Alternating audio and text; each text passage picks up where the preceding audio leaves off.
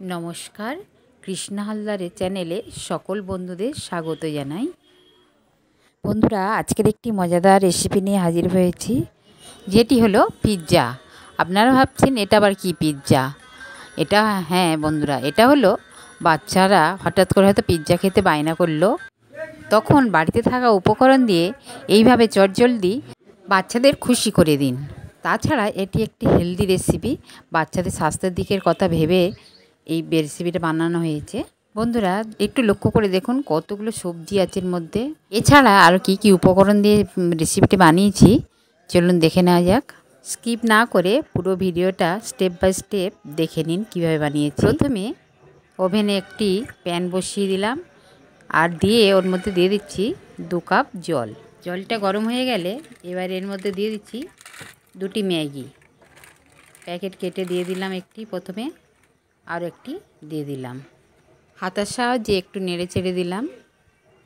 নেড়ে চেড়ে দেওয়ার পর ম্যাগিগুলো যখনই ফুটতে শুরু করবে একটু আমি উল্টে পাল্টে দেব, দিয়ে 2 মিনিটের জন্য এটি সিদ্ধ করে নেব।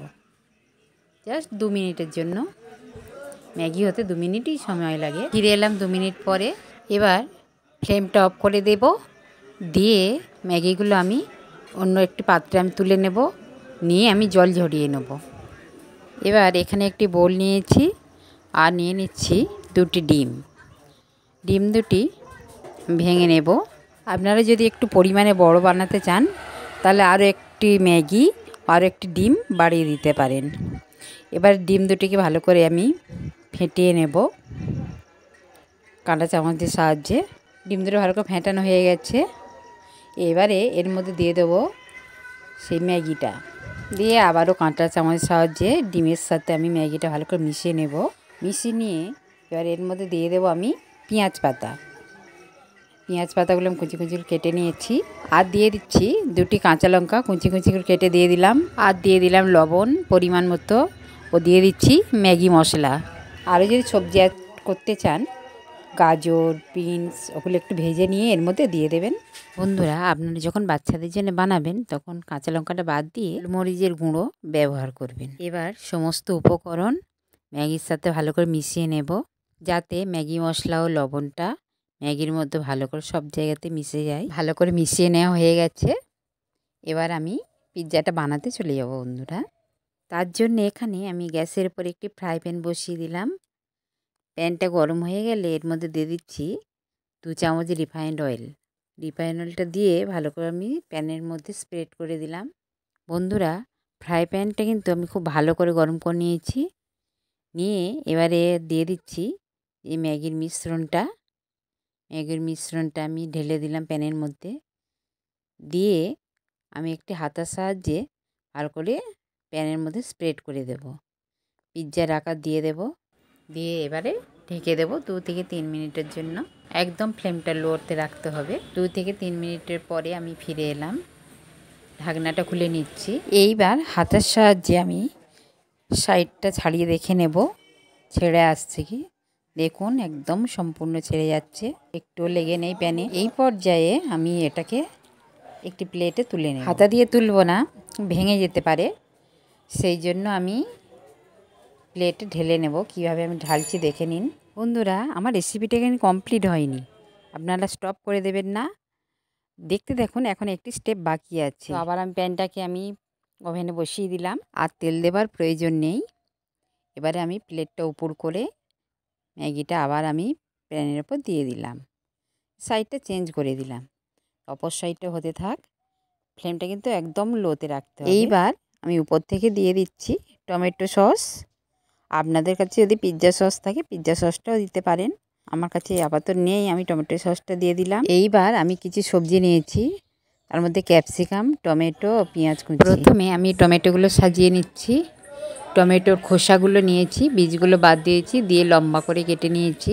টমেটোগুলো আপনাদের পছন্দ মতো আপনারা কেটে নিতে পারেন, চৌকো করেও নিতে পারেন। আর ক্যাপসিকাম ও পেঁয়াজগুলো আমি সাজিয়ে নিচ্ছি, আপনারা আপনাদের পছন্দ মতো সাজিয়ে নেবেন। এবার দিয়ে দেব চিজ। এখানে চিজগুলো আমি আগে থেকে টুকরো করে কেটে রেখেছিলাম, আপনারা চাইলে গ্রেটারে গ্রেট করেও দিয়ে দিতে পারেন, আমি টুকরো করেই দিয়ে দিলাম। ছোটো ছোটো টুকরো করে দিয়ে দিচ্ছি।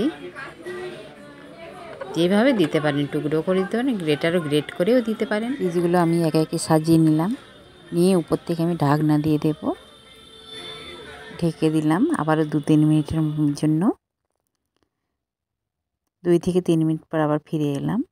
ঢাকনাটা খুলে নিচ্ছি, দেখুন চিজগুলো একদম মেল্ট হয়ে গেছে। এইবার আমি ফ্লেমটা অফ করে দিলাম। আর এবার গরম গরম পরিবেশনের পালা। অপর সাইডটা দেখিয়ে দিচ্ছি, দেখুন তলার দিকটায় কিন্তু একটু পুড়ে যায়নি, তলাটা খুব সুন্দরভাবে ভাজা হয়ে গেছে। চলুন এবার গরম গরম পরিবেশন করতে চলে যাই। এবার একটু আমি প্লেটে সার্ভ করে দেখাচ্ছি। প্লেটে তুলে নিলাম, নিয়ে এবার একটু ছুরির সাহায্যে আমি কেটে দেখাবো ভিতরটা কেমন হয়েছে। দেখুন কত সহজে কাটা হয়ে গেল, একদম নরম তুলতুলে, মুখে দিলেই মিলিয়ে যাবে। ভিতরটা দেখে নিন কত সুন্দর হয়েছে, দেখতেও যেমন, খেতেও অসাধারণ। বন্ধুরা কাটতে না কাটতেই এক পিস খাওয়া হয়ে গেল। বন্ধুরা একঘেয়ে ম্যাগি রেসিপি না করে একটু অন্যরকমভাবে এইরকম বানিয়ে দেখুন, আর অন্যভাবে বানাতে ইচ্ছেই করবে না। এটি হেলদি এবং টেস্টি। বন্ধুরা আজকের এই পর্যন্ত, দেখা হচ্ছে নতুন ভিডিও নিয়ে। আর ভিডিওটি যদি আপনাদের মন ছুঁয়ে যায় তাহলে একটি লাইক, কমেন্ট ও শেয়ার করবেন। আর নতুন বন্ধু হয়ে থাকলে সাবস্ক্রাইব করে দেবেন।